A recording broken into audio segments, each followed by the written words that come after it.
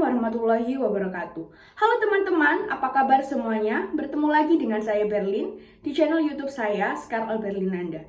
Untuk teman-teman, jangan lupa subscribe, like, share, dan komen ya. Terima kasih sebelumnya. Video ini dibuat untuk memenuhi tugas mata kuliah retorika kelas 6D. Dan pada video kali ini saya akan membagikan informasi mengenai pentingnya pendidikan sepanjang hayat. Sebelum kita bicarakan lebih lanjut mengenai pentingnya pendidikan sepanjang hayat, saya akan sedikit mengulas mengenai jenis pendidikan. Tapi teman-teman pasti sudah tahu kan apa itu pendidikan dan bagaimana pentingnya pendidikan? Saya akan langsung menjelaskan mengenai jenis pendidikan. Nah, jenis pendidikan ternyata ada 3. Yang pertama adalah pendidikan formal. Pendidikan formal ini seperti yang kita ketahui pada umumnya, yaitu mulai dari TK, SD, SMP, SMA, sampai perguruan tinggi. Kemudian yang kedua, ada pendidikan non-formal. Nah, pendidikan non-formal ini berfungsi untuk menambah atau pelengkap pendidikan formal, seperti kursus, kemudian lembaga pelatihan atau sanggar.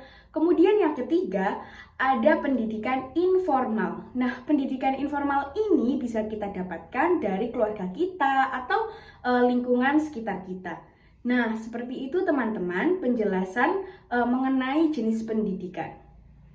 Saya sudah menjelaskan mengenai jenis pendidikan.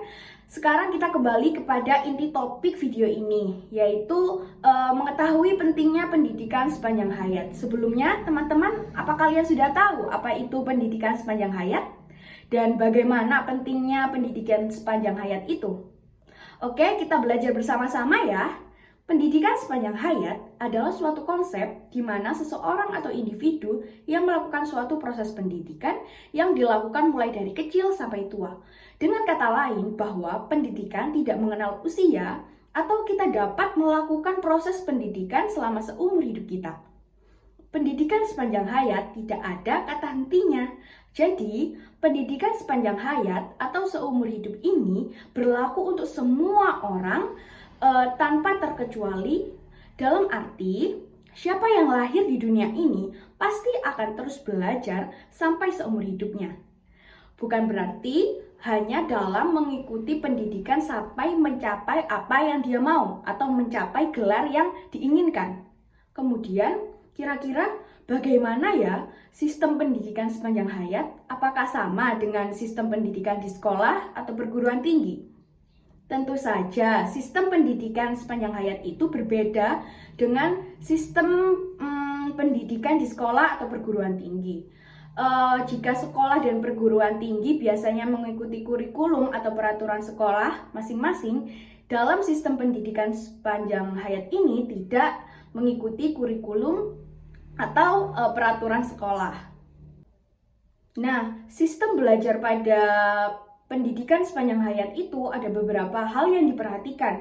Yang pertama adalah belajar mandiri, yaitu kita dituntut untuk mencari informasi sendiri dengan kemandirian kita. Kemudian yang kedua, bagaimana ya cara belajarnya? Nah, cara belajarnya kita harus menentukan cara belajar itu sendiri tanpa bantuan orang lain. Jadi disesuaikan dengan kemampuan atau kebutuhan diri sendiri. Kemudian yang ketiga, menemukan sendiri. Maksudnya di sini adalah dalam belajar sepanjang hayat, kita harus menemukan sendiri masalahnya dan juga menyelesaikan sendiri masalahnya. Hal ini sama persis pada sistem belajar mandiri. Seperti itu sedikit penjelasan mengenai sistem belajar pendidikan sepanjang hayat. Dalam menjalani pendidikan sepanjang hayat, kita harus mempunyai rasa ingin tahu yang besar. Karena kita dituntut untuk belajar mandiri. Jadi rasa ingin tahu yang kita miliki harus besar agar kita tertarik untuk mencari suatu hal yang belum kita ketahui. Kemudian dalam menjalani pendidikan sepanjang hayat, kita harus menanamkan rasa ikhlas dan konsisten pada diri kita masing-masing. Sebagaimana apa yang kita lakukan jika kita ikhlas, kita juga tidak merasa terbebani dalam melaksanakan suatu hal. Dari penjelasan saya, Sebelumnya, dapat disimpulkan bahwa pendidikan sepanjang hayat ini sangat penting dalam memenuhi kebutuhan pengetahuan di dalam diri kita masing-masing. Pendidikan sepanjang hayat memberikan kesempatan pada semua orang sesuai dengan minatnya, usianya, dan kebutuhannya. Untuk itu, tidak ada salahnya kita menjalani pendidikan sepanjang hayat ini, mengingat pentingnya sebuah pendidikan untuk menjadikan individu yang lebih baik lagi dan lagi. Lagi pula, tidak ada ruginya kan kita belajar dan belajar, karena dari kita belajar, kita akan mendapatkan ilmu yang pastinya akan bermanfaat.